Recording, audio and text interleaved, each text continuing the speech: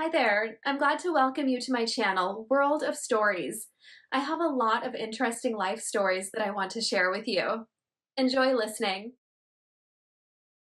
It was the beginning of the 1990s. Troubled times. While up there, they were wrecking the country as best they could. Ordinary people were trying to survive. Empty store shelves, salaries delayed for half a year, a sense of hopelessness. Yet the people adapted to these conditions, coming up with something, doing their best, in a word.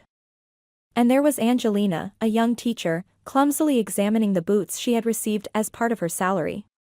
It wouldn't be a big deal, winter was just around the corner, she needed something to wear. But one boot was size 37, while the other was size 38, and they couldn't be exchanged. Who would want to trade when everyone else had the right sizes? As for the deputy headmistress, Ms. Gloria, she got an autumn one and a winter one.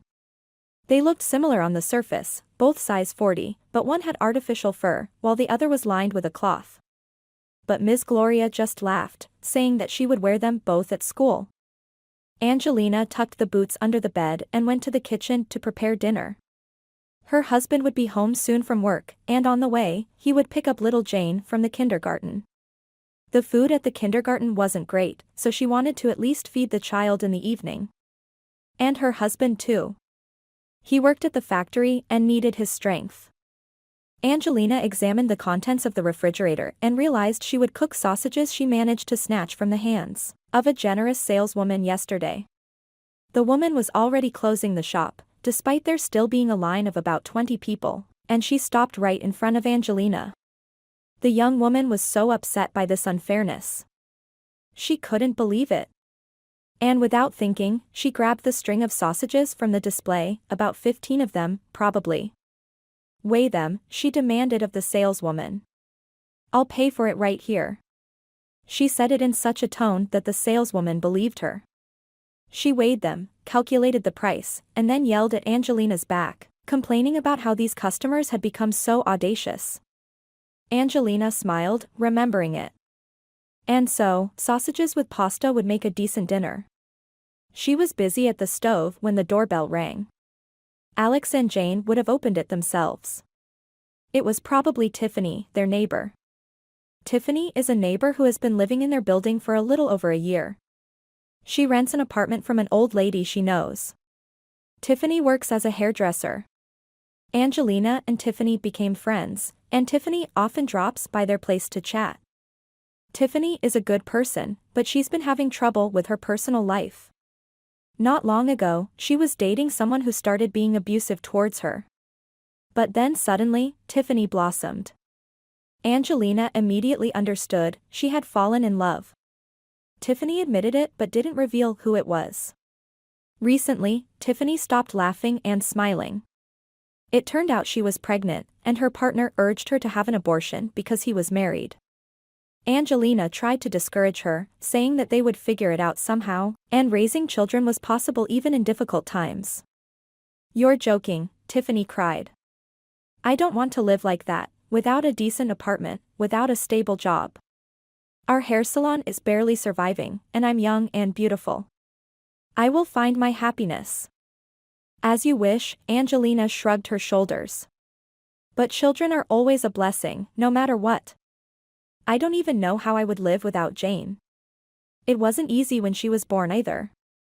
It's still tough now, but we manage. Don't compare yourself to me, Tiffany said, wiping away her tears, squinting her eyes. You weren't told to have an abortion. That never happened, Angelina agreed. But the final decision is up to you. And don't rush. Maybe you and the baby's father will end up together. Anything can happen. By the way, who is he? You still haven't told me. It's none of your business, Tiffany snapped back and ran away. Angelina wasn't even offended by her friend. It was clear that she was going through a difficult time. But Tiffany was a grown woman, and she would figure it out on her own. 2 weeks went by without seeing her, and then she came back. Looking lost. Angelina, forgive me, Tiffany said from the doorway. I was rude to you last time. I feel terrible. What happened? Angelina asked, concerned. Come in, let's talk. Tiffany sat in the kitchen and told Angelina that she had gone through with the abortion after all. However, things didn't go as planned. The doctor was negligent or something went wrong. In any case, Tiffany wouldn't be able to have children anymore. Angelina listened to her friend, feeling so sorry for her. Tiffany wiped away her tears and kept talking. I didn't listen to you, but you were right, Tiffany sighed. And now, who will ever want me? Don't worry, Tiffany, there will be someone who will love you, you'll see. And as for a child, well, you can always adopt from an orphanage. Angelina tried to reassure her. But who are those children in orphanages? Children of alcoholics. Tiffany said. Well, it's not always the case. There are various situations. But for now, calm down. Time will pass, and things will get better, Angelina suggested. Tiffany wanted to say something else to her friend, but their conversation was interrupted by noise in the hallway. Alex and Jane had returned. Their daughter was babbling, telling her father about her day at daycare. Alex was genuinely interested, asking her questions. Angelina hurried to them, leaving her friend alone in the kitchen. Mama! Jane exclaimed. Today we made dough. What kind of dough? Angelina asked, surprised. With salt, and then we made shapes. Ms. Vivian said that when they dry, we will paint them, Jane explained. How interesting, Angelina smiled. And whom did you shape? Dumplings. Jane replied. Dumplings, Angelina laughed. Made from salty dough? Well, it's still dough, Mama. What's wrong? Jane pouted. Oh, right, my daughter. You're absolutely right. You'll have the best dumpling in the world, Angelina said, hugging her daughter tightly and giving her a kiss. She loved her little girls so much. Alex embraced both of them. Girls, you talk so appetizingly. It even made me hungry. What smells so delicious here? Alex asked. Angelina didn't have time to answer. Tiffany peeked out from the kitchen. You're having a royal dinner, she said sarcastically. Sausages with noodles. Not bad, Alex smiled and looked at Angelina with a puzzled expression, as if to say they should have been warned about having guests in the house. Angelina herself felt a little flustered. Just a few minutes ago, Tiffany was in tears, but now she appeared calm and even smiled. Well, that was good. Angelina composed herself. Tiffany, come have dinner with us, Angelina suggested. Oh no. Thanks, Tiffany pursed her lips. I'm on a diet. And she quickly left, waving goodbye to everyone. Later, after dinner, Angelina and Alex sat in front of the TV while Jane was asleep. I feel sorry for her, Angelina said. For whom? Alex replied unexpectedly harshly. Tiffany. She has problems now after the surgery. Don't be so unkind, Angelina was surprised. And she's not like that. Yeah. She's not like that, Alex smirked. Do you know something? Angelina looked at her husband attentively. Yeah. I've heard things from guys, Alex hesitated. In short, she's not the innocent lamb she pretends to be. And, in general, don't invite her into our home. But we get along fine with her. I can't say anything bad about her, Angelina insisted. Angelina, you're so trusting, Alex hugged his wife. That Tiffany is not the person you should be friends with. Oh, I'll decide for myself, Angelina shook her head, then sighed and leaned against her husband. It's good that she has everything she does, her beloved husband, her daughter. Not everyone is so lucky. And in these difficult times, they manage to maintain peace and tranquility in the family. Several days passed. After school, Angelina stopped by the kindergarten to pick up Jane. There was a burst pipe, and the caregivers asked parents to pick up their children earlier. On the way home, mother and daughter went to the park and fed the pigeons. Oh, Mommy, the little girl laughed. They are so funny. They fly and aren't afraid. Indeed, the pigeons surrounded the little girl. Some pecked around her feet while others circled above her head. Jane giggled, pinched off a piece of her bun, and scattered the crumbs on the pavement with her little fingers. The autumn sun gently shone, and a light breeze tousled the girl's chestnut curls. Angelina couldn't help but admire her. Oh Lord, how happy she is. What an amazing girl she has. On the way home from the park, Jane suddenly remembered something. Her hand dove into the pocket of her windbreaker. The little girl pulled out a chain, simple and inexpensive, with a small pendant, also costume jewelry. Mama, is this a dove? The girl looked at Angelina with her big blue eyes. Yes, sweetheart, Angelina nodded. It's a dove. It protects you from all the bad things that can happen in life. What bad things? The trusting girl asked. Nothing, my dear. As long as your dad and I are with you, nothing will happen to you. Then why do I need the dove? Well, it's like a splinter, Angelina laughed. For good luck. Playfully touching her daughter's button-like nose with her finger, Angelina increased her pace slightly. There were still so many things to do. Prepare dinner, check the students' notebooks, and write more plans. At that moment, a memory resurfaced in her mind. How her daughter ended up with this pendant.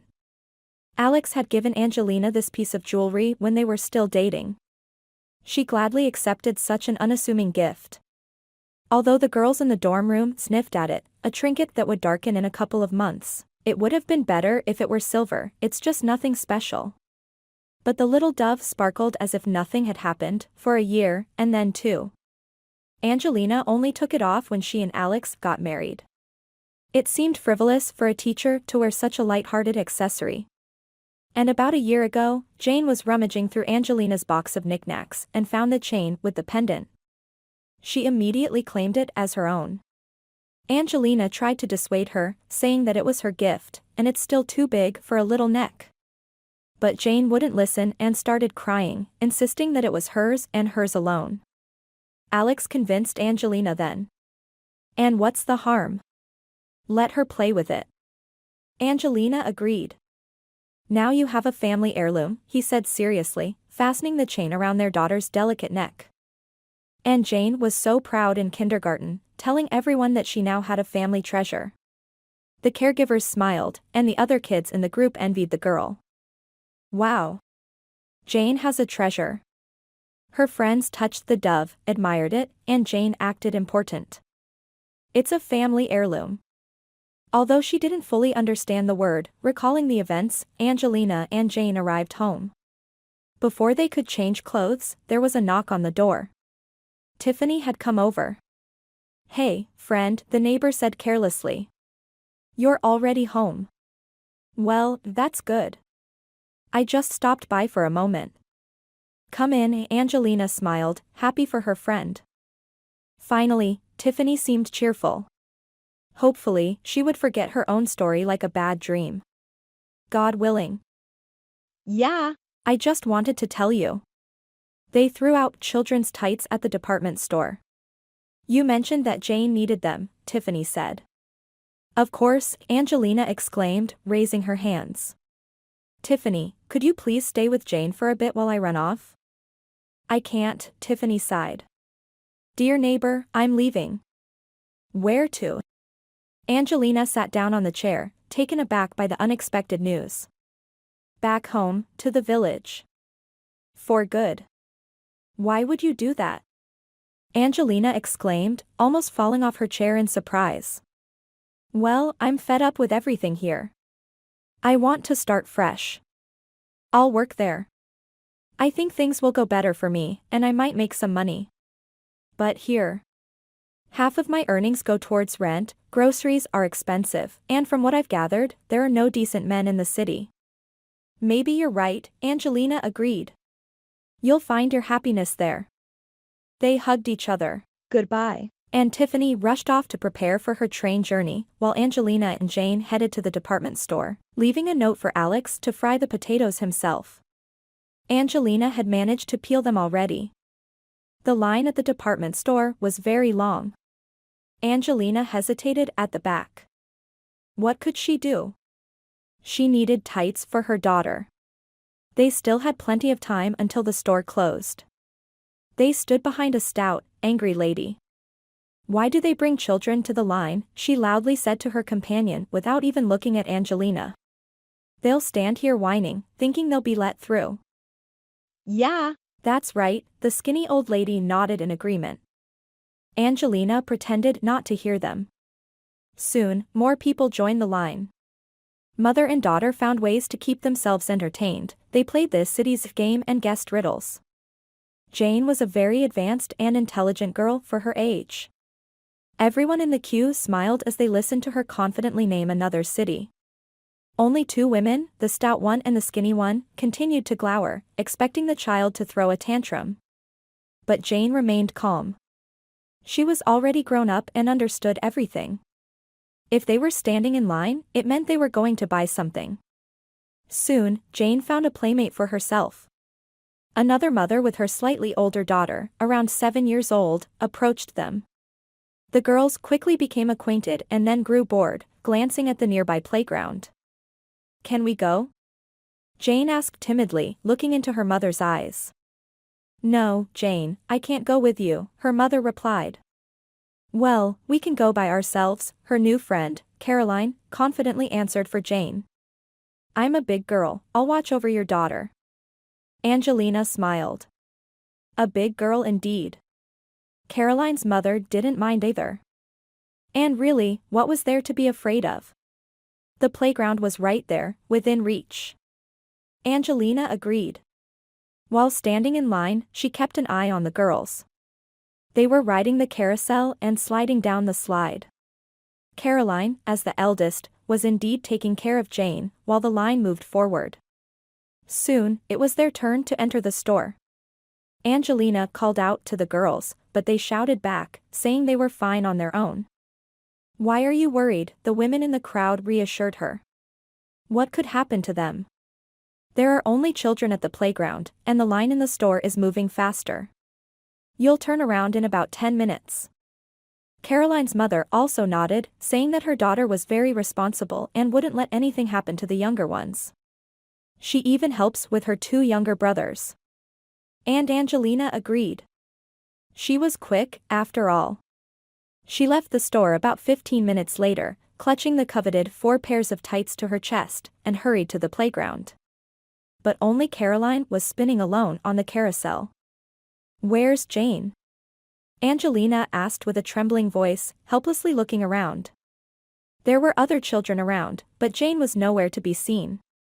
Oh, her aunt picked her up. An elderly lady, she said you called her. Have you finished shopping? The girl nonchalantly gestured towards the road. There was a white car over there. The aunt said you were in the car already. What aunt? Angelina exclaimed in shock. Angelina's eyes grew dark, her legs weakened, and she collapsed next to the carousel. And then she let out a scream and started crying. People rushed over. At first, they couldn't quite understand what was happening, but then they realized. Someone called the police, while others ran towards the road, into the nearby park, but neither Jane nor the elderly woman described by Caroline, with a headscarf, could be found anywhere. Angelina was being revived in the police station with water and smelling salts. Angelina alternated between crying and falling into a daze. She couldn't believe that someone had taken her daughter, her little girl. The weary investigator diligently recorded descriptions and asked questions. She has these curly locks, Angelina said with pain in her voice. She's light-haired, and she was wearing a lightweight, green jacket. And she had a necklace with a pendant, a dove. Angelina sobbed, remembering how earlier in the day, they were walking carefree, talking about that pendant. A dove for good luck, a charm to ward off evil. Oh, God, protect her daughter. The investigator once again administered a calming solution to Angelina. Why did you leave the child alone on the street, mother? The investigator said reproachfully. I don't understand it myself, Angelina cried, drinking the medicine. This cursed cue. These tights. She froze and looked at the bundle she had been clutching tightly to her chest. The unfortunate purchase peeked out from the crinkling transparent bag, pink, blue, green. And then Angelina screamed in pain and threw the bag away. "Curse those tights, those cues, those stores," she cried, tears streaming down her face. The elderly investigator tried to console her. "Well, maybe it will all work out in the end. Maybe the girl went home on her own." Although Alex, who was already at home, had said on the phone that Jane wasn't there. Soon he arrived at the police station himself, shouting and demanding the traffic police be involved, urging them to release tracking dogs. The investigator tried to calm him down. They didn't have any dogs, and the traffic police had already been alerted and were checking all white cars on the roads. "Why are we here?" Angelina suddenly realized. What if Jane comes back and the apartment is locked? "Alex, why did you come here?" "Why did I come?" Alex snapped. "And why did you? Why did you drag the child with you and leave one alone? Idiot." For the first time in her life, Angelina saw her husband like this and understood that he was right to shout at her. The investigator ordered the unfortunate parents to be taken home, promising to do everything possible to find their daughter.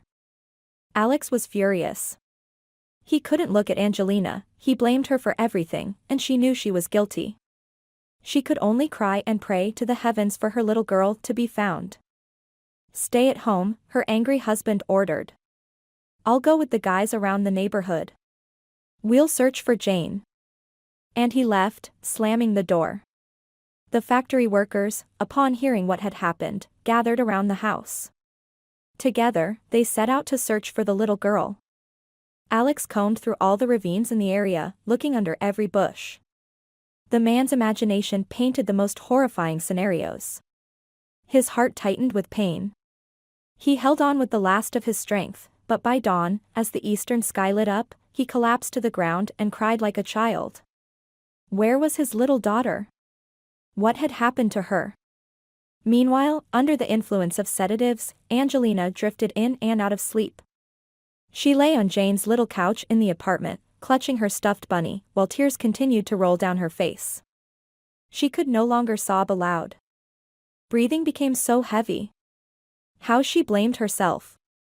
Yes, she didn't notice, didn't protect their little sunshine. If something happened to Jane, why should she continue living?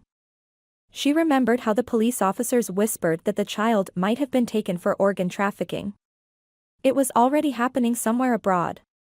Realizing that Angelina could hear them, they fell silent. But she heard it all.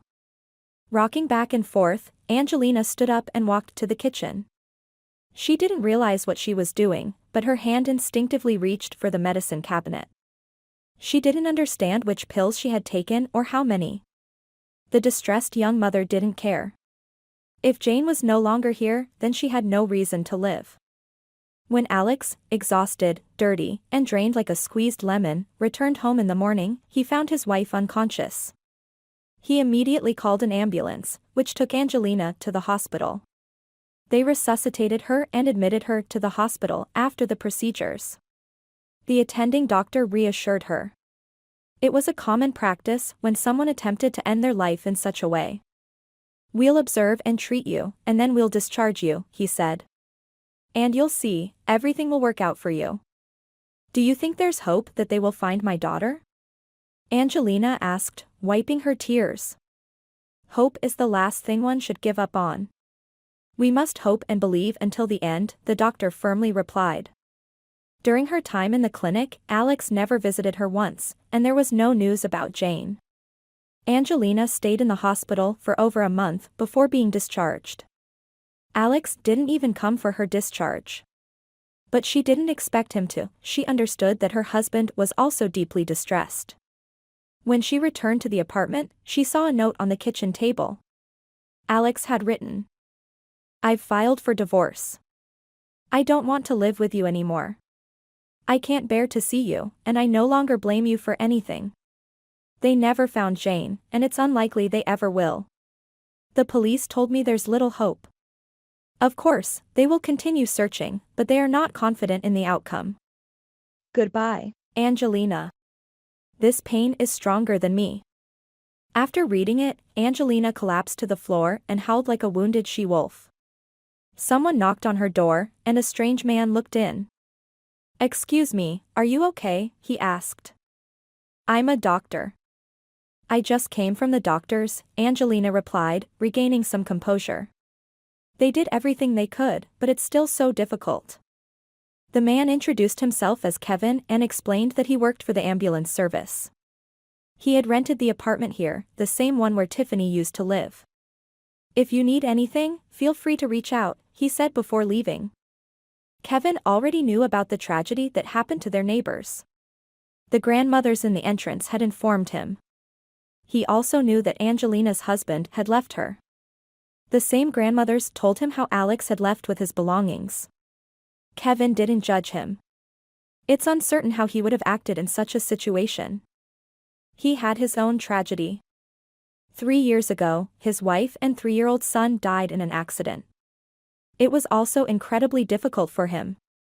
He even quit his job at a clinic in the capital and transferred to this provincial town, far away from all the memories. Kevin, initially unconsciously and then with full responsibility, took on the role of caring for his neighbor. Angelina didn't mind. Let this neighbor come, sit in the kitchen, talk about something. She was lost in her own thoughts. Kevin prepared simple snacks for her, brought things to accompany her tea. Angelina had a lump in her throat. She simply sat with him and seemed to listen, but she didn't hear. Sometimes the woman would clutch her daughter's toy, other times she would look at her photographs. Everything in the apartment reminded her of Jane. "Angelina," Kevin addressed her decisively. "This can't go on. You might find yourself back where they discharged you from." "Well, so what? I don't care anymore," Angelina replied indifferently. "Do you really think your daughter would appreciate her mother losing her mind?"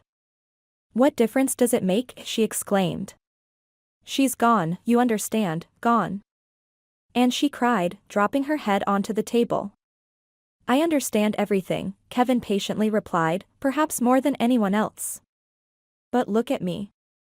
I didn't want to live either, but I found the strength within me to live, in memory of my loved ones. And you can too." "I can't. And my situation is different. You knew exactly what happened to your wife and son, but here, it's complete uncertainty. And my husband left me, blamed me for everything. Yes, I'm to blame, I didn't keep an eye on our daughter. It's unbearable to live with such pain." "I understand," Kevin guessed. "But let's still try." "What do you mean?" "You need a change of environment. Why don't you go back to work?" Angelina simply waved her hand. That was it, she could forget about working at the school. The principal had told her outright that they wouldn't take her back after that hospital. And she wasn't eager to go back. Seeing other people's children was an additional source of stress for the unhappy woman. "I understand," Kevin realized. "The school is complicated, but there are other types of activities. I don't know how to do anything else. Just teach counting." "You're mistaken," Kevin confidently replied. "Think about it. What hobbies or interests do you have?" "Nothing," Angelina shook her head. "Except, well." "What?" Kevin looked at her with interest. "Sometimes Jane and I used to make crafts for her at kindergarten. We sewed dolls, various teddy bears. I do some sewing, but it's just a hobby." "Why not? Nowadays, your skills are in high demand." "Oh, how useful they can be. Start sewing clothes, bedding." "But that requires a lot of money." "I'll help you," Kevin firmly replied. "There's an old sewing machine left by my grandmother. Start with that, and we'll see how it goes." Kevin didn't even ask, he commanded. And for the first time in a long while, Angelina smiled slightly. That's a leader. A week later, Angelina's entire apartment was filled with magazines and sewing patterns. Kevin bought several different fabrics, and Angelina decided to try making a dress for a 5- or 6-year-old girl. Tearfully, she sewed, envisioning her daughter, but she sewed. In the end, she created a wonderful outfit. Angelina sold it to her neighbor on the floor above on the same day. Soon, she was stitching children's clothing for several hours a day. Orders came pouring in from all directions. After a few months, she suddenly realized that Kevin was right. It really made her feel better. No, she didn't forget her little daughter, but somehow the pain dulled while she worked, and then she began to see Kevin in a different light. He was lonely, she was lonely. Both young and so unhappy. And one day, Kevin stayed overnight at her place, and everything spiraled so quickly that Angelina didn't have time to come to her senses, and she became Kevin's wife. They had been married for several months when they ran into Alex on one of the streets. He was coming out of a bank with a pensive expression. Seeing Angelina, he stopped. "Hey," he simply said. There was no former anger or resentment in his voice. He, essentially, didn't care to see his ex-wife. There were no feelings left for her. Just emptiness after losing their daughter. "Hello," Angelina timidly replied. "How are you?" Alex looked at Angelina's companion with interest. "I'm fine." Alex noticed the ring on Angelina's finger. "What's that? You still haven't taken it off, or?" "I got married," Angelina said, noticing his gaze. "This is Kevin, my husband." Alex raised an eyebrow slightly, then shrugged indifferently. "Well, everyone has their own path." He shook Kevin's hand, wished them luck, and quickly walked away towards a lilac-colored ninth-generation car. "Alex got a car," Angelina remarked, surprised. "How is he, anyway?" "He never really talked about himself." "Would you like to know everything?" Kevin asked with a hint of jealousy. "No, but we're not strangers to each other anymore." "Angelina, he has his own life now. What can we do?" "It happened. I can see he's a decent person, but nothing can be changed anymore." "Yes, you're right," Angelina sighed, watching the departing car. "Nothing can be changed." Alex tightly gripped the steering wheel while sitting in his car. Angelina got married. Perhaps it was for the best. Now, with the passage of time, he realized that he had hurt his wife. She was already going through a difficult time, and he made it worse. Well, at least she managed to cope and rebuild her life. Yes, they had to move on. "Maybe I should get married too?" Alex sadly smiled at his thoughts, and immediately dismissed the idea. No, he didn't reject women, but family life was not his path. It was easier to live as a loner, besides, he had other concerns now. He left the factory, managed to make the necessary connections, borrowed money from trustworthy people. Alex decided to start his own business, making furniture. And he was confident that he would succeed. Over 30 years passed. The country changed, people changed. Yes, everyone lived more individually now, but there was a newfound confidence in the abilities of those who sought to achieve something. Angelina had a network of tailor shops in her city. Her business thrived very successfully. Kevin worked as a surgeon in a clinic. They had a grown-up son, David. Angelina cherished her son and worried about him, hoping nothing would happen to him. The loss of their daughter didn't fade away without a trace. Yes, she managed to drown out the pain with work, a new family, and her son. In the first few years, she dreamed of her little light-haired, curly girl. Angelina would wake up with a scream, relieved if Kevin was beside her instead of on duty. He would calm her down, hold her close, and somehow it would feel easier. Angelina's thoughts shifted to David. May everything be good for her son. Eventually, the troubled dreams faded away, and David grew up to become a surgeon, following in his father's footsteps. He got married, finding a good wife for himself. Every day, Angelina mentally thanked God for how things were falling into place. But then her thoughts would turn to her little girl, and her lips would whisper on their own. God, if she is alive, may everything be good for her. She wanted to believe that Jane was still alive somewhere in this world. One day, a new tragedy struck their home. Kevin was sent on a mission to a region with a difficult situation, where doctors were needed. And one day, a projectile hit the hospital, claiming several lives, including Kevin's. Upon hearing the news, Angelina was consumed by grief. She became entirely blackened with sorrow. "Why, God? Why?" she cried out in anguish. "He never said a bad word to anyone. He saved people, and this is how you treat him? Why? Did you want to punish me? Then just ask me." David, also shaken by his father's death, held on by a thread. His mother tried to console him, but he felt sorry for her as well. He knew the sorrow Angelina had experienced before. And now, his father. How could he endure it all? Many people attended Kevin's funeral, colleagues, patients, everyone remembered him as an honest, decent person and a skilled professional. Alex also came to the funeral. Over the years, they purposely avoided any contact with Angelina. But if they happened to cross paths, they could exchange a few friendly words. After all, Alex managed to build his own business and now had his own furniture factory. He was also deeply affected by Kevin's death. He was a good man. In some ways, he even felt grateful to him. Kevin had made Angelina happy. Let her at least be happy. Alex himself never got married and remained a loner in life. And now, Kevin was gone. "Stay strong," Alex said to Angelina at the funeral. "And know that if anything happens, you can reach out to me."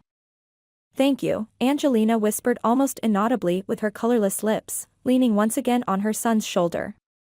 Alex stepped away, understanding that the family needed to endure this pain together, and he was still an outsider.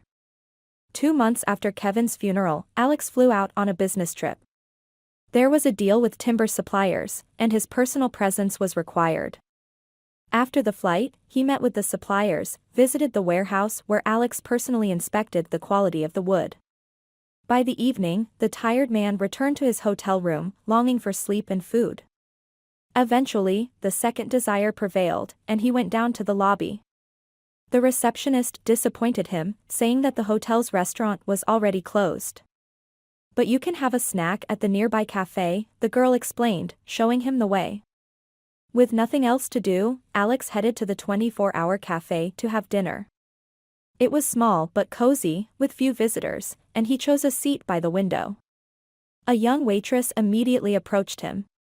Almost a child, the man noted to himself. And suddenly something pushed from within. This girl strongly reminded him of someone, but who? Alex even blinked his eyes several times. Yes, the waitress resembled Angelina, so young, just as she was many years ago. "Hello? What would you like to order?" the girl asked kindly. Even her voice, like Angelina's, silvery and pure. Alex remembered it. "I would like to eat something," the man said, suppressing his excitement. "Here's our menu." The girl leaned closer to him, handing over a simple cardboard with the names of dishes. Something glittered on her chest. Alex involuntarily stared and felt a shiver down his spine. The girl had a pendant on a simple chain. A pendant in the shape of a dove. All these years, Alex remembered his only lost daughter. Every day, he imagined her as she was 32 years ago, a curly-haired 5-year-old girl, funny, cheerful, smart, and beautiful. He also remembered this chain with the pendant when Jane, triumphantly claiming her right to wear it, handed it to him, as if saying, "Help me put it on." And Alex would use his large fingers to unfasten the clasp on the chain, then adjust the pendant. He couldn't be mistaken. It was the very same pendant. "Excuse me, miss," he rasped. "Where did you get this necklace?" The waitress looked at the customer with surprise, then glanced at the pendant. "It was handed down from my mom," she simply replied and looked at the strange man questioningly. "Are you going to order?" "Now I'm not sure," Alex quickly said, getting up in excitement. He read the name on her badge. "Amelie, please don't think I'm crazy, but my daughter had a pendant like that. She disappeared when she was 5 years old." "Disappeared," the girl repeated. "I don't know, this necklace belongs to my mom." "What's your mom's name?" "Selena." "I don't understand anything," Alex squeezed his hands nervously.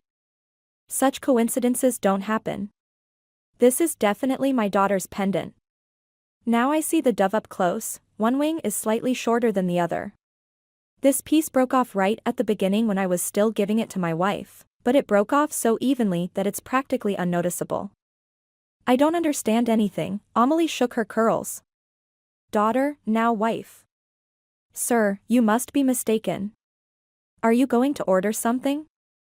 Alex ordered pilaf, salad, and tea. He swallowed everything without tasting it. He decided to continue the conversation with Amelie. Soon, the girl's shift ended, and she prepared to go home. Amelie, I'll walk you home, Alex immediately approached her. It's been dark outside for a long time, you shouldn't walk alone. I'm used to it, Amelie replied irritably. Please, stop following me, or I'll call the police. Go ahead and call, Alex agreed. In the process, we'll find out where your mother got my daughter's pendant, the one who was taken away many years ago. Well, fine, Amelie agreed. Let's go, I live nearby. My mom is at home, maybe she'll tell you something, although I doubt it. No one took her away. And they walked along the street. From their conversation, Alex learned that Amelie had recently turned 18. She was a first-year student at the local university, studying to be a historian. In the evenings, 3 times a week, she worked at the cafe because she and her mother lived quite modestly. Soon, they turned towards an old 3-story house. Here is where my mom and I live, Amelie smiled. The hallway smelled like cats, and it was dark. Alex, who had grown accustomed to luxury in recent years, wrinkled his nose. How could people live here? Mama, I'm not alone, Amelie called out when they entered the clean and modest entryway of the second-floor apartment. There's a man here who wants to ask you something. Does the man have a name? A pleasant young woman peeked out from the kitchen. Seeing her, Alex's hands trembled, and a lump formed in his throat. The woman looked remarkably similar to Angelina and Jane if they were at her current age, 37. Jane, Alex whispered. No, you're mistaken, the woman dryly replied. I'm Selena. And who are you? Oh my God, I must have gotten everything mixed up, but you look so much like my ex-wife and my missing daughter. Please, listen to me, I beg you. Fine. Come into the kitchen, Selena responded, slightly surprised. As they sat at the table covered with an old oilcloth, Alex recounted the story that had become his personal tragedy, the destruction of his only family in life. I'm truly sorry that it all happened like this, Selena sighed, but I'm afraid I have nothing to offer you. As far as I can remember, I've lived here, and I can't say anything about your town. At what age do you remember yourself? Alex still held on to hope. Consciously, it's from when I started school, but before that, there are some fragments. Selena stumbled and looked thoughtfully at her guest. Although I remember having strange dreams before. I dreamt of having a mother and father, even though my mother raised me alone. That's it, Alex nodded approvingly. And the pendant. Where did you get it? It's definitely my daughter's pendant. As long as I can remember, I had it. I found it at my mother's, she wanted to throw it away, but I didn't let her. You speak of your mother with some disdain. Do you have a difficult relationship with her? Very much so, Selena sadly smirked. But that's beside the point. And who is she, your mother? What's her name? Her name is Tiffany. She worked as a hairdresser in a workers' settlement for many years. Tiffany. Alex exclaimed, and his heart started pounding with unease. He remembered the neighbor who used to live next to them. Tiffany the hairdresser. Can I see her photo? If possible, from her younger years, he asked with a trembling voice. Right away. Selena left the kitchen. Amelie was standing by the window, listening attentively to the entire conversation. My mom and grandma have a difficult relationship, the girl said. You could say my grandmother has broken her all her life.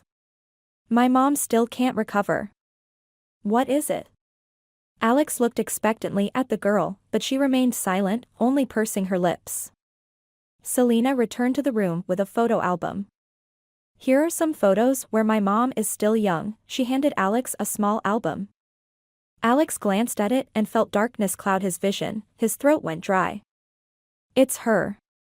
It's her, he choked out, or rather growled. She? Who?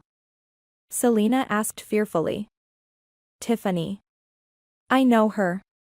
So, she took you. And we? I couldn't even imagine.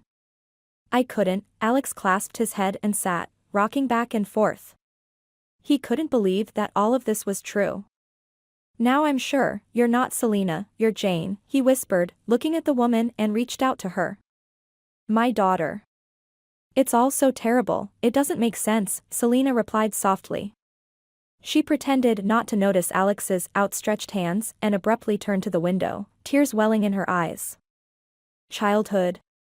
For some reason, Selena had so few memories of it.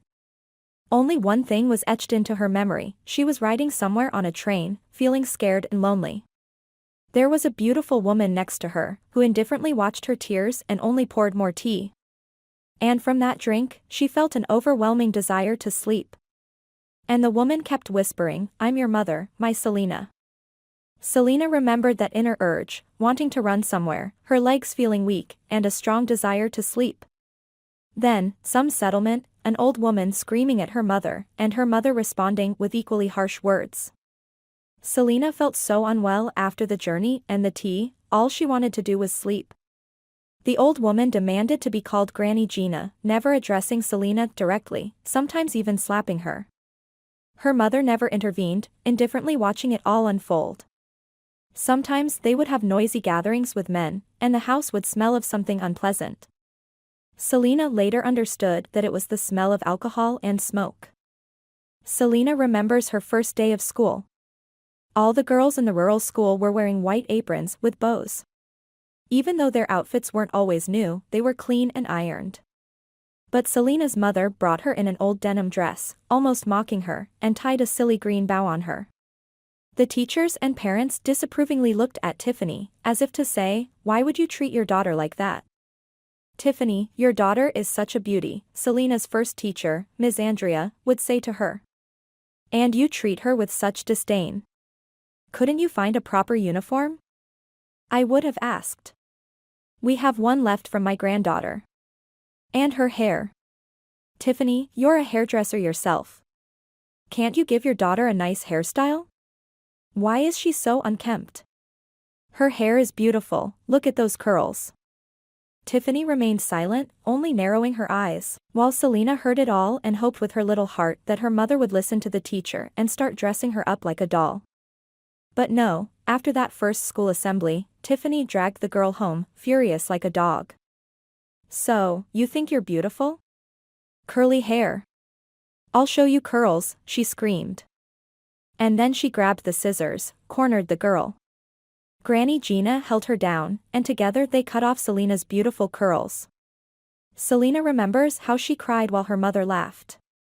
Granny Gina cackled in satisfaction, saying that now she wouldn't catch lice anywhere. Even now, recalling that incident, Selena's heart constricts with pain. From a beauty with luxurious golden curls, she turned into a scarecrow.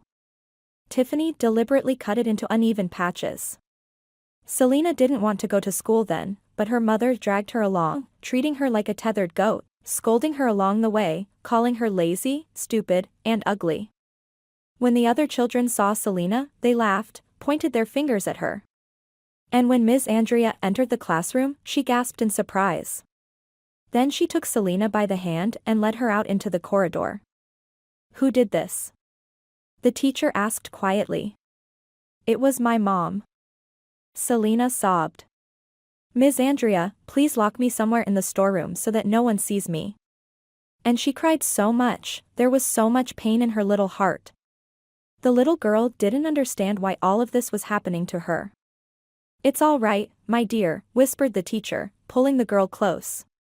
We'll come up with something now.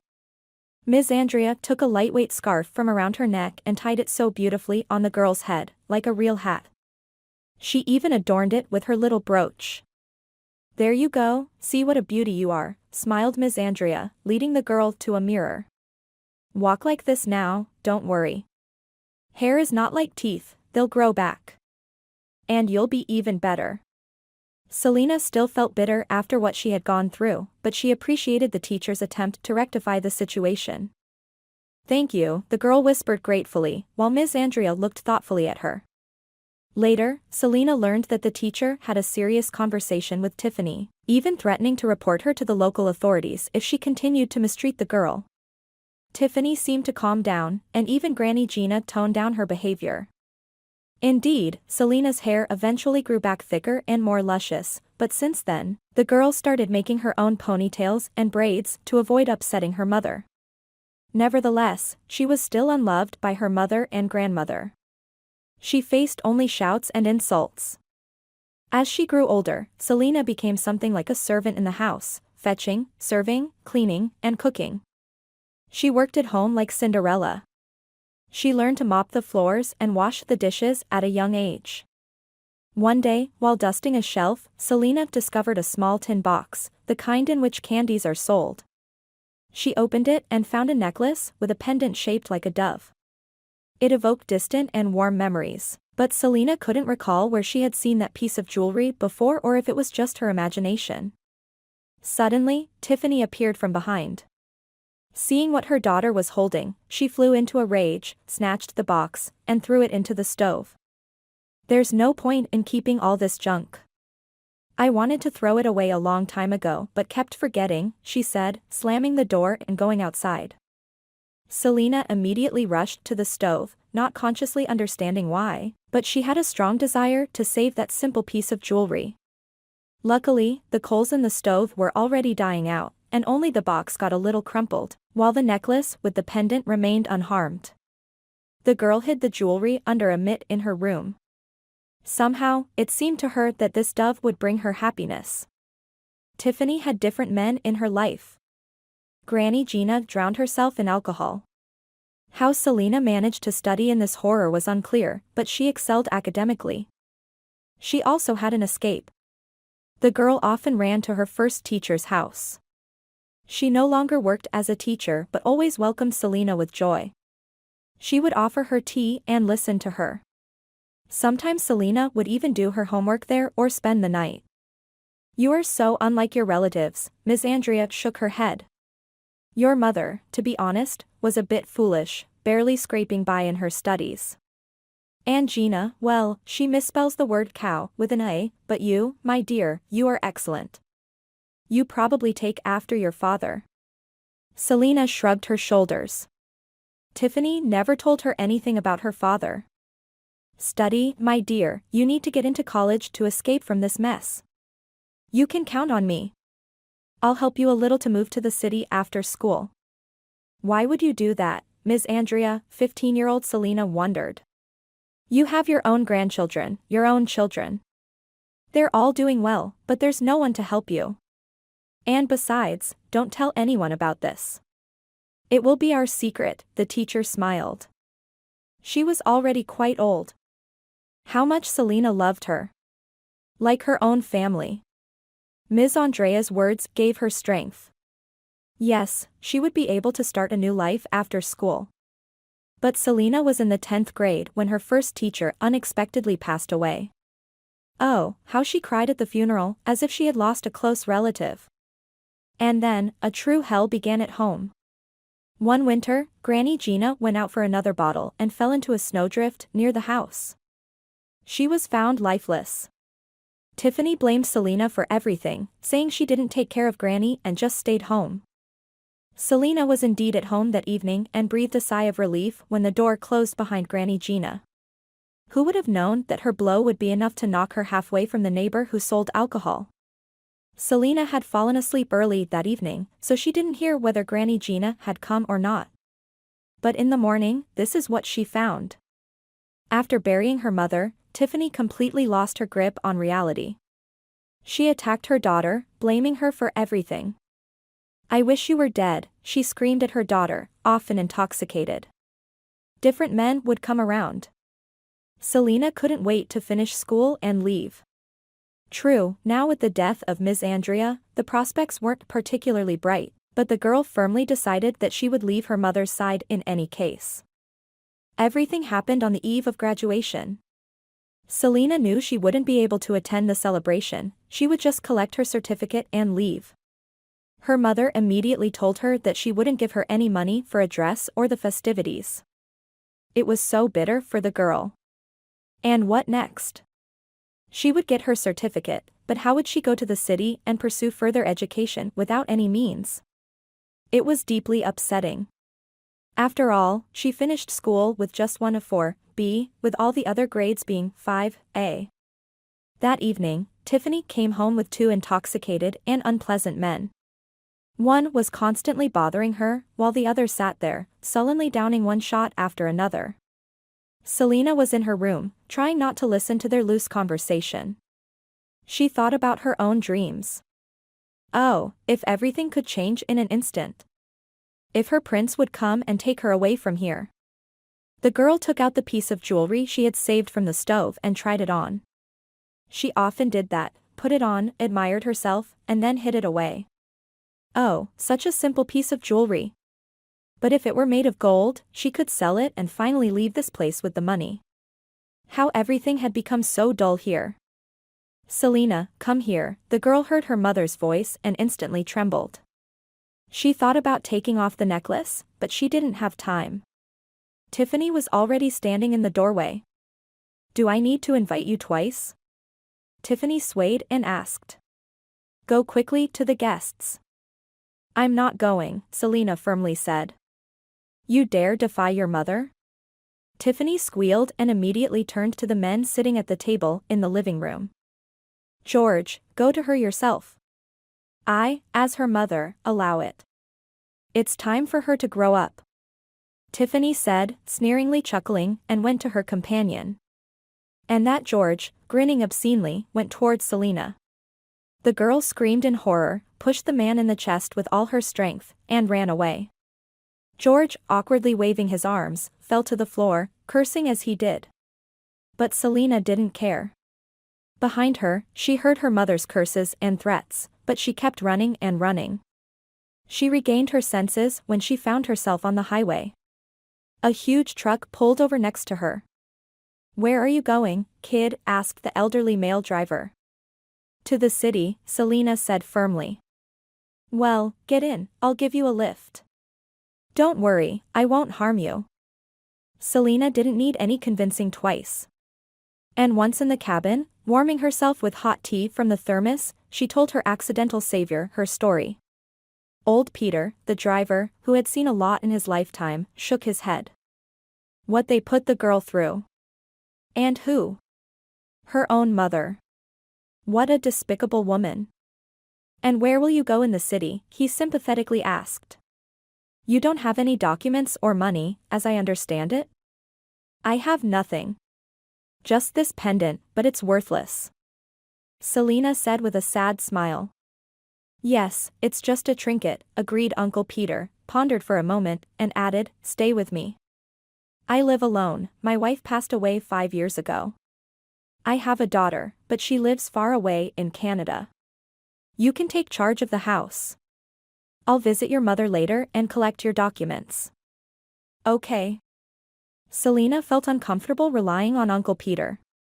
She could have pursued her own path, especially since her savior took her documents from her mother, albeit with a lot of arguing. Yes, she could have pursued her own path, but it felt somehow wrong.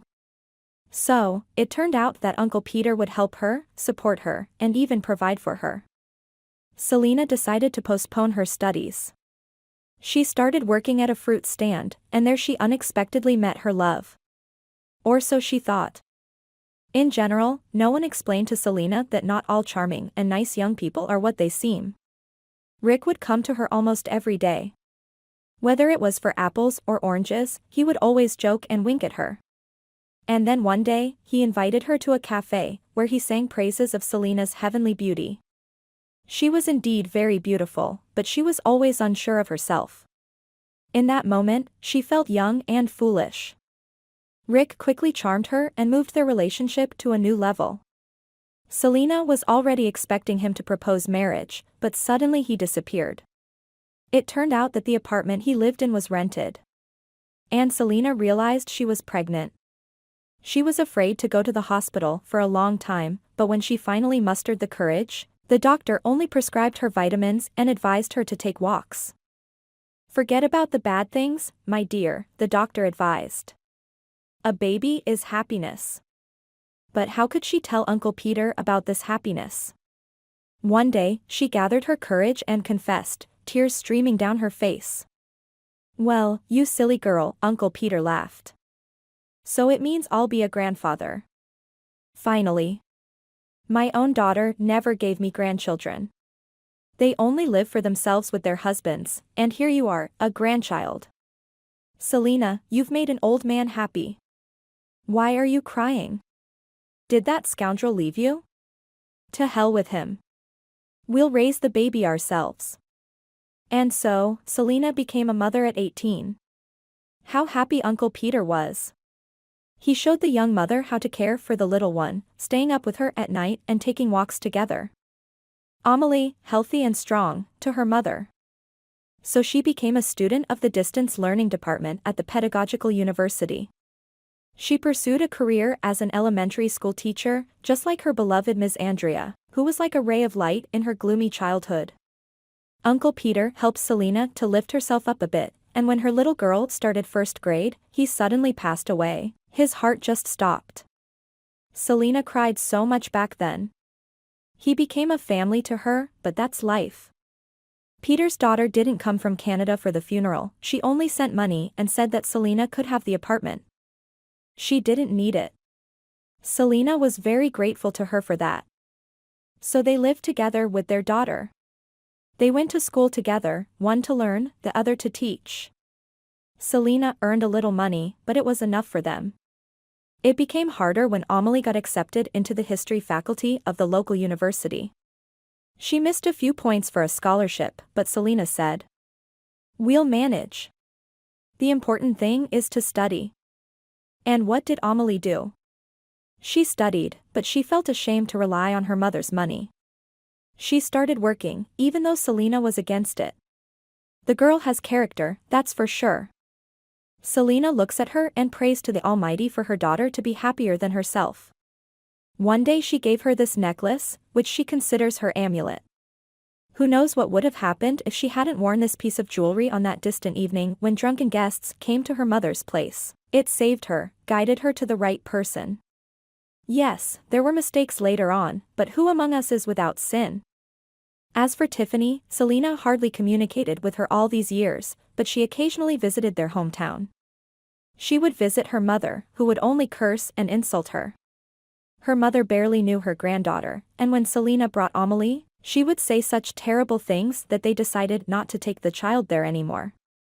Tiffany drank herself away, and over the years she became more and more like her mother, like Grandma Gina. Tiffany no longer worked, she lived on meager payments and the occasional attention of men, just like those bums. Selina gave her a little money, taking it from her modest budget. She gave it for bread, even though she knew her mother would drink it away, but that was her business. And now, standing by the window, Selina was tormented by a question. What if this presentable-looking man with noble gray hair was right?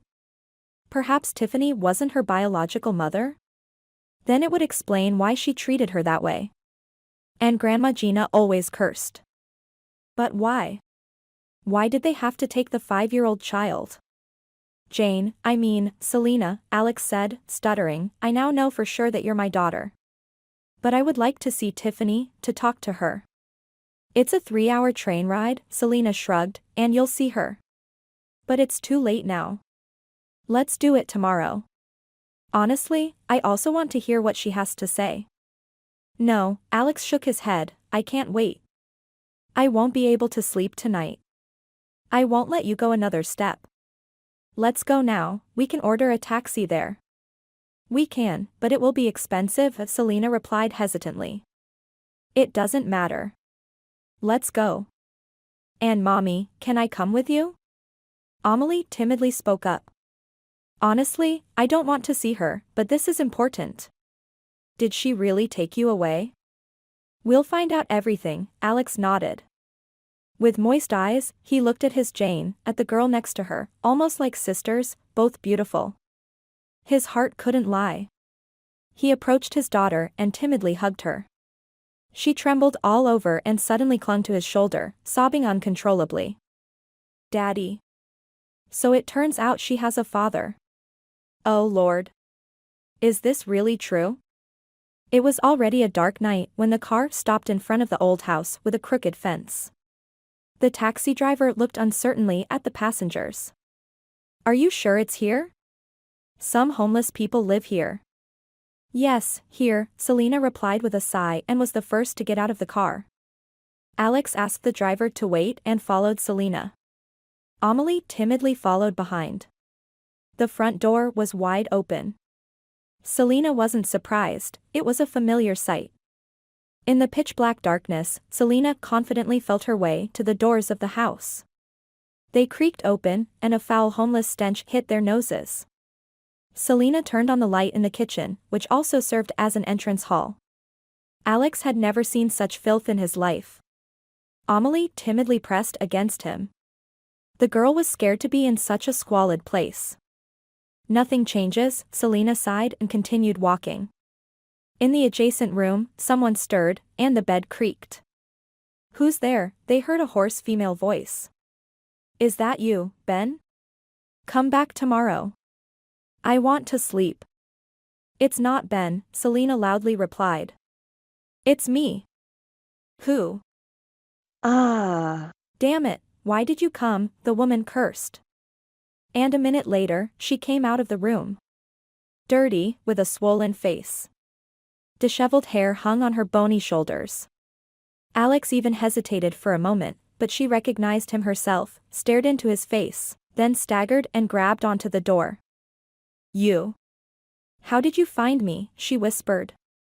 You scoundrel, I thought I made a mistake, Alex calmly replied. Well, hello, Tiffany. Here we are, face to face. Tell me how you took our daughter away from us. Guessed it, Tiffany smirked and turned to Selena. Why are you staring, little chicken? Yes, I took you. I thought I would raise you as my own, but you always looked at me like a wolf. And as the years went by, you became more and more like this Angelina. I hate you both, may you be cursed. And Tiffany, spewing curses and profanities, didn't even realize that she had revealed everything. Alex listened to her, head bowed. Yes, he had his share of guilt in what had happened. In those distant years when he lived with his young and beautiful wife and their adorable daughter, a charming and frivolous woman moved in nearby. Angelina, in her naivety, considered her a friend, while Tiffany did nothing but flirt with Alex. Somehow, Alex and Angelina had an argument, seemingly over a trivial matter, but it infuriated Alex. He stormed out of the apartment and sat on a bench by the entrance, smoking. And then Tiffany came along, smiling and sweet. Alex didn't even realize how he ended up in her rented apartment. Tiffany brewed him fresh tea and then poured something stronger on the table. The conversation became livelier. The spark between them ignited, and they moved from the kitchen to the bedroom. Alex came to his senses when Tiffany went to take a shower. He rushed home recklessly, only to find Angelina, his dear and beloved wife, sleeping with their daughter in a tight embrace. He felt so ashamed that he couldn't express it. He decided to forget it all. The next day, he saw Tiffany and asked her for forgiveness, saying it was all a mistake. But Tiffany narrowed her eyes, shrugged her shoulders. Mistake, she smirked. Fine, I'll tell Angelina how you're mistaken. Don't you dare, Alex shouted. I won't, Tiffany agreed, if you come back to me. We had such a good time, didn't we? And she looked at him in a way that made Alex feel a treacherous pull inside him. Indeed, it was good. In short, their relationship lasted no more than a month. Alex suffered, feeling guilty towards Angelina, but he was drawn to Tiffany. And then he saw her on the street with someone else. They were kissing. And everything snapped shut. He realized he had entangled himself with a fallen woman. He decided that come what may, he would confess everything to his wife. But he kept delaying it. And then Tiffany told him she was pregnant.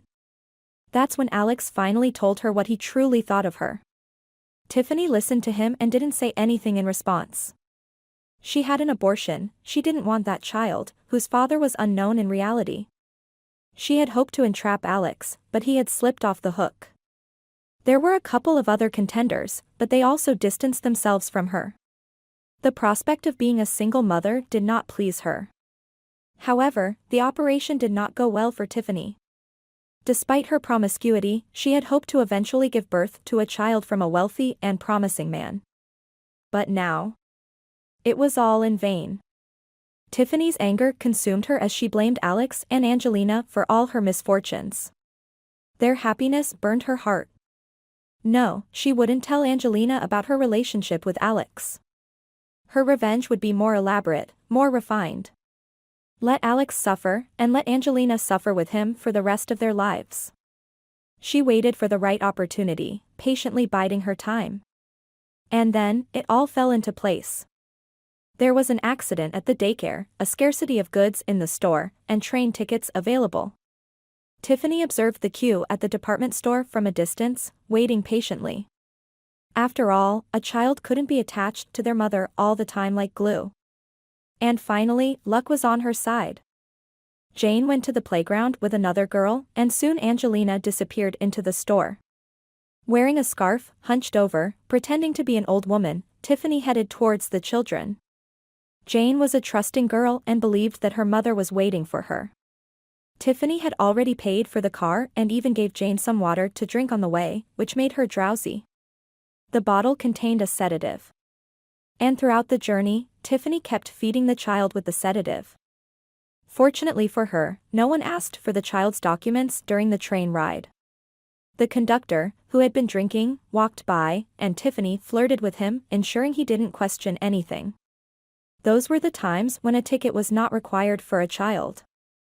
Upon arriving in the settlement, she managed to obtain a new birth certificate for the girl in the regional center, renaming Jane as Selena with a dash in the father's field. Her old friend, who used to work at the registry office, helped her with the documents. When her friend got fired, she kept silent about this story, knowing she was just as guilty. And after a few days of being drugged on the journey, Jane suddenly lost her memory. The features of her mother and father were completely erased from her mind. She forgot who she was altogether. Now she had a mother, Tiffany, and her grandmother, Gina. Tiffany soon realized her mistake.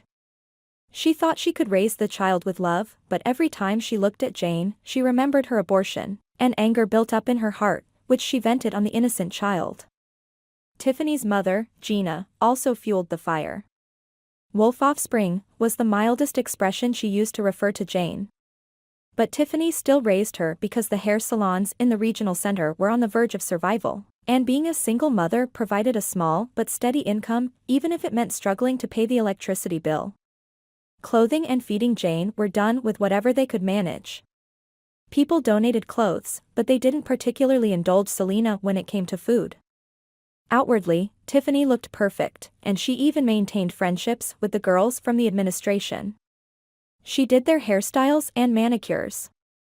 That's why no one questioned her about the upbringing of Selena. However, as the years went by, her inherited inclination for alcohol consumption became more apparent. Tiffany drank and, as always, blamed Jane at Selena for all her troubles, as there was no one else. "How did you find your daughter?" Tiffany sarcastically asked Alex. "The carrier pigeon helped," Alex calmly replied. "Actually, I'm grateful to you now for not throwing away the necklace that Angelina and I gave to Jane." "What carrier pigeon?" Tiffany asked, surprised. Her gaze slid over Selena, then Amelie. She noticed the pendant on Amelie, and once again, curses erupted from her. "You damn brat, you did retrieve it from the stove. And I, the fool, left it there. I thought it was silver. Later, I found out it was worthless, but sentimental me couldn't throw it away. And you found it, you vile creature." She continued yelling for a while, but Amelie, Selena, and Alex just looked at her. Selena, hearing all this for the first time in years, felt relief. This woman was not her mother. It was shameful to have someone like her. "So, are you going to report this to the police?" Tiffany challenged Alex. "Come on, complain and torment a poor, sick woman." "I won't report anything," Alex told her. You've already punished yourself. He hugged his girls, and the three of them walked out of that shack. Tiffany continued to shout and laugh hysterically, but they didn't care. Let her go mad. In the car, without even discussing it, they all sat in the back seat. Why are you doing that? The driver asked, surprised. There's still space in the front. No, my friend, Alex smiled at him. We want to be together, side by side. You see, I found my daughter and granddaughter. Well, the driver whistled and started the engine. Throughout the journey, Alex embraced his girls' shoulders, and they, snuggling up to him, quietly dozed off. For the first time in many years, Alex felt that he was not a lone wolf. He had a family, a daughter, and a granddaughter. That morning, Angelina woke up with a strange feeling that something was about to happen. Her dream was indeed peculiar. Kevin appeared in her dream, smiling and saying something. She couldn't make out his words. And just as Angelina took a step towards him, Kevin stepped back, shook his head, and then pointed her somewhere to the side. Angelina looked, and there were pigeons flying around, and a little girl was crumbing a bun for them. The birds landed at her feet, pecking at the crumbs, then took off, and the girl laughed. Jane appeared in her dream, her daughter, for the first time in many years. Angelina always remembered her, but Jane hadn't visited her dreams for a long time. And now, she came back. What could it mean? She was startled by a phone call. It was David. Mom, he joyfully spoke into the receiver, are you still asleep? Well, it's my day off today. I thought I'd lie in bed a bit longer. That's good. I have news for you. Betty and I have news for you. What is it, my son? The woman's heart started pounding with anxiety. Oh, why are you so tense? David laughed. It's good news. Betty wanted to tell you in person, but I couldn't hold back.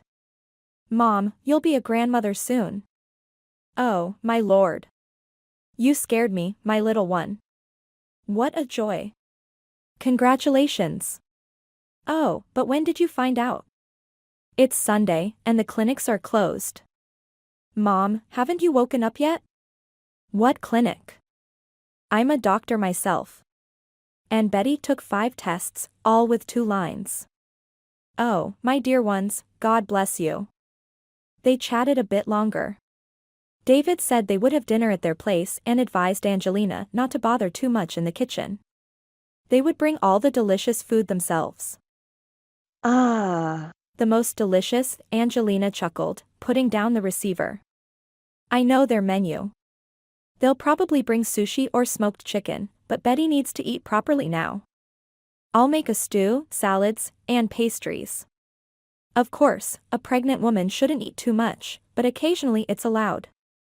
Angelina, overwhelmed with emotions, hurried to the kitchen to prepare the dough, boil vegetables, just like in the old days when she wasn't the owner of the tailor's shop and often stood by the stove.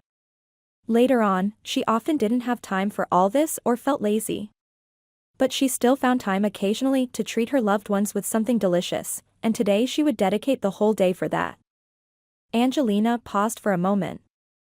How sad that Kevin didn't live to see his grandchild, she thought with a sigh. Fate can be so unfair at times. She remembered Jane, Alex. How much they had to go through, but life goes on.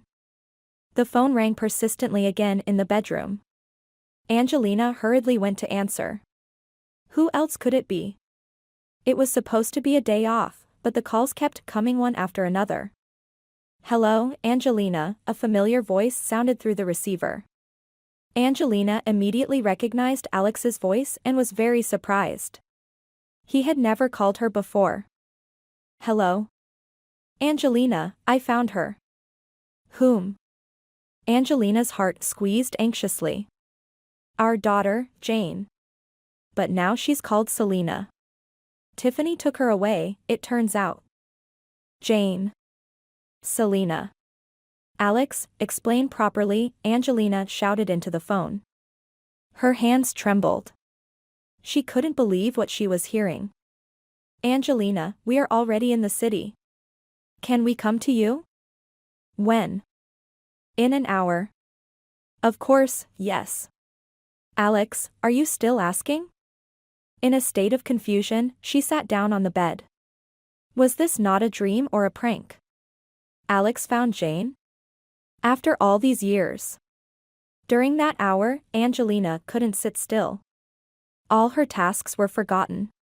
She walked from window to window in the kitchen, waiting anxiously. Soon, the doorbell rang. Angelina hastily opened the door and froze in place. She was looking at herself, exactly as she was many years ago. It was like looking at her own reflection. Jane, Angelina's voice trembled, and tears rolled down her face. My darling, is it really you? Selina looked at the woman who resembled her so much and couldn't utter a word. A lump formed in her throat. She simply nodded in response, reached out her arms, and burst into tears like a child. Mom, she said through tears. I think it's me. Both women rushed into each other's arms. There were so many tears, so many emotions. They couldn't believe that they had each other now. After everything they had been through, this meeting was surreal. After calming down a bit, Angelina looked at Alex, who was still standing at the door. Behind him, a young girl peeked out. And who are you? Angelina asked in confusion, then shifted her gaze to her Jane. This is my daughter, Amelie, Selina said, wiping away tears. Mom, you have a grown-up granddaughter. My girl, Angelina took a step towards Amelie. Come to me. Oh God, you look so much like us. We all look alike, Amelie wrinkled her nose, hugging the woman who was a stranger to her but already felt so familiar. Oh, why are we just standing here? Angelina exclaimed. Come in. Go to the living room. I haven't prepared anything, though. I was getting everything ready in the morning, and then Alex called. Everything slipped from my hands. Angelina kept talking and talking. She hugged her daughter, her granddaughter, and cried. Mom, don't worry so much, Selina smiled through her tears. What treats? Let's sit down and talk. Angelina took a deep breath. That's right, she didn't know anything yet. She looked questioningly at her ex-husband, and he, feeling anxious, began his story, a difficult and unpleasant one for him, but Alex honestly confessed everything. So, she wanted revenge on you, Angelina slowly said. She decided to take it out on our daughter, and you blamed me for everything back then. Angelina, forgive me. I didn't know it was her. I never even thought of her. You lied to me, Angelina shouted. Because of your lies, I lost my daughter. Can you even imagine what I went through? I blamed myself for everything. I even ended up in the hospital because of it, and you. Angelina, I suffered all these years too, Alex lowered his head. I realized that I attacked you for no reason back then, and I was genuinely happy when your life got back on track. You were able to endure it, but I was left all alone. Yes, what does that change? It's your fault that our daughter ended up with that alcoholic. Oh, my God, my girl, what you had to go through. Angelina tightly squeezed Selina's hand and kissed her. In response, her daughter gently stroked Angelina's head. Mommy, I understand you're in shock right now. We were also in a similar state when we found out everything. Calm down, my dear, it's all in the past. Now we're together. Yes, you're right, Angelina exhaled and looked at Alex. But I don't want to see you in our house. Leave. Alex flinched at those words, obediently stood up, kissed his daughter and granddaughter, and with drooping shoulders, walked towards the exit. Grandma, Amelie timidly spoke up. Don't send Grandpa away. He's also very upset and not feeling well, please. Angelina looked at her granddaughter. Such a sweet, kind being, she doesn't yet know how much pain family can bring. After all, her daughter found not only a mother but also a father. And it seems that Alex has already made friends with Amelie. Fine, Alex, stay.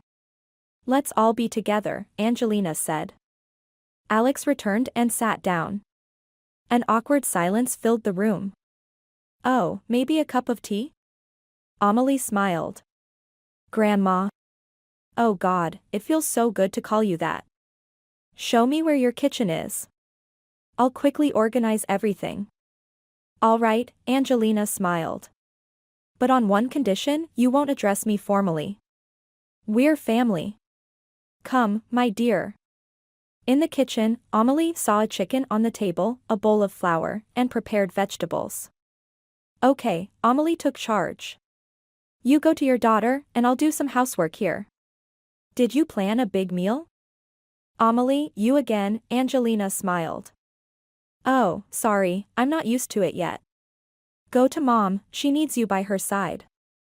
Selena peeked into the kitchen. No, we'd better come to you, she assessed the workload from the doorway. Let's all cook something together. I understand there will be pies, chicken, and stew. All right, I'll take care of the dough. Amelie, you can cut the vegetables, and Dad can chop the chicken into pieces. And what about me? Angelina asked in confusion. And you, Mommy, can make us some tea. We'll have a cup while doing all this. And they all got to work together. Somehow, unnoticed, they transformed into a typical family engaged in a common task, and even Angelina was no longer angry with Alex. They cooked the stew together, while the girls chatted. It was a warm, familial atmosphere. Everything was ready when the doorbell rang. Oh, it's David and Betty, Angelina remembered. Oh, I completely forgot. My son doesn't know anything yet. He'll be surprised. He has a sister and a niece now. Selena felt a little tense but smiled. Yes, her father had told her that her mother had a different husband and another child. Selena didn't mind. How would David react? David and Betty were already in the hallway, both happy. Angelina greeted them and tried to tell them about the situation, but David kept talking, and so did Betty. We know you don't like sushi, but we bought some anyway, David said. It's unhealthy food, but sometimes it's okay. Yeah, I need to eat until I'm full before I get morning sickness, Betty added. Oh, definitely. David laughed. And we also bought some breaded cutlets. Let's fry them on the stove. And fish too, Betty reminded them. Finally, Angelina gathered the courage and took them by the hand. My children, I need to tell you something, she said. David, today is such a day. Mama, we know, David said, bewildered. We already told you. But this is just the beginning. I'm not talking about that, my dear. David, Jane has been found. Jane? Your daughter? David was perplexed. And your sister, Angelina confirmed. Exactly, Mom. Sorry, I'm a bit shocked. Where is she?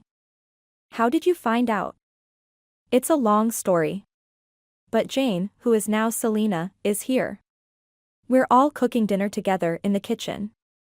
David, I'm sorry, but Alex is also here. He found Jane. David rushed to the kitchen and hesitated at the entrance. Two similar-looking girls were looking at him. I'm Selena, or rather, Jane, the slightly older-looking one said. And this is my daughter, Amelie. My daughter, David exclaimed. Wow, that's something. So, am I an uncle? It looks like it. Selena took a step towards him. Well, hello, little brother. Hello.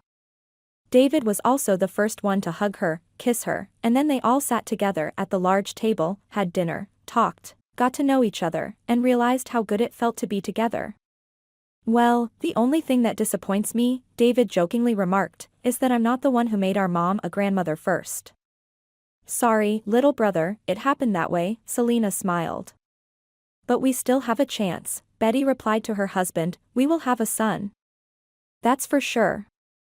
And they all smiled together, even Alex, who still felt a bit awkward around David, and David occasionally glanced at him.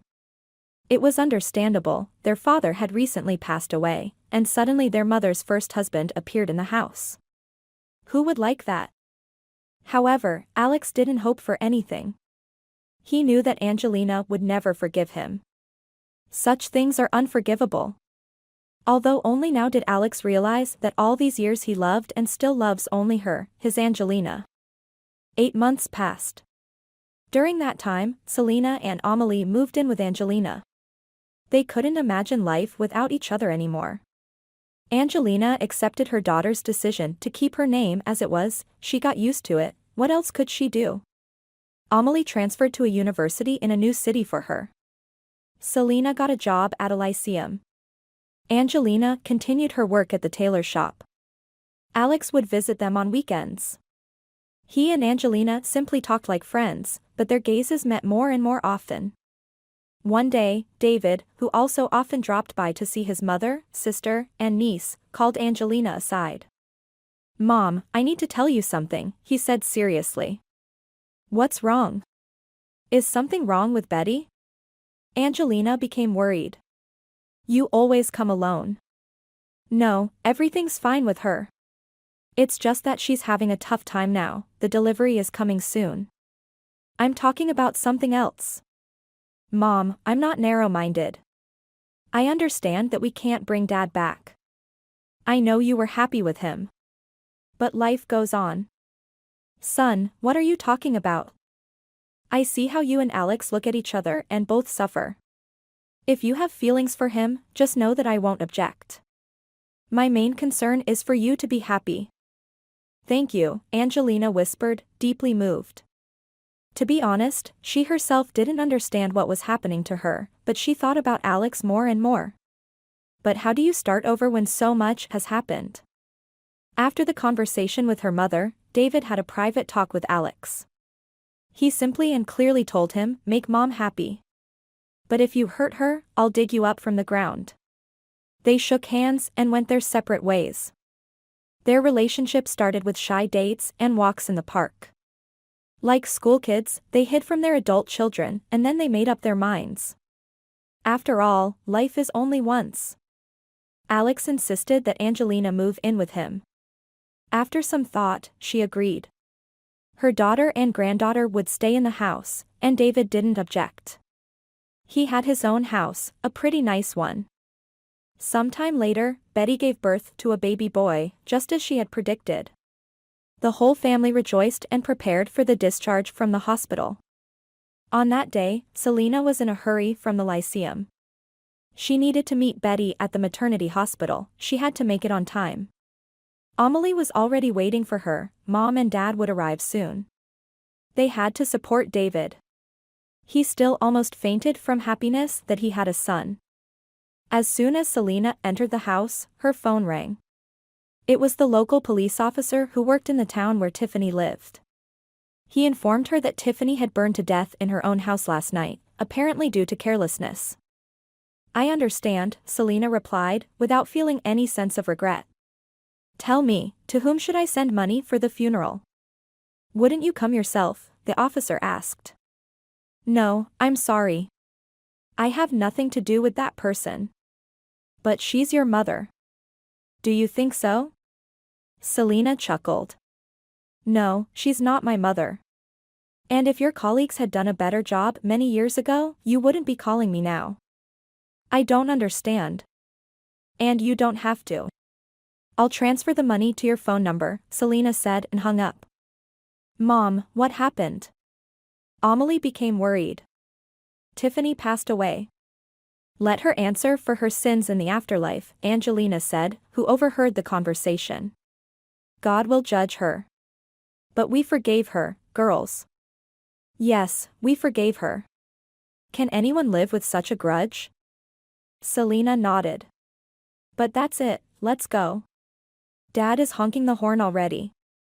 And the three of them rushed to the car, where Alex was waiting for them, heading towards David and Betty to welcome the new person into their lives.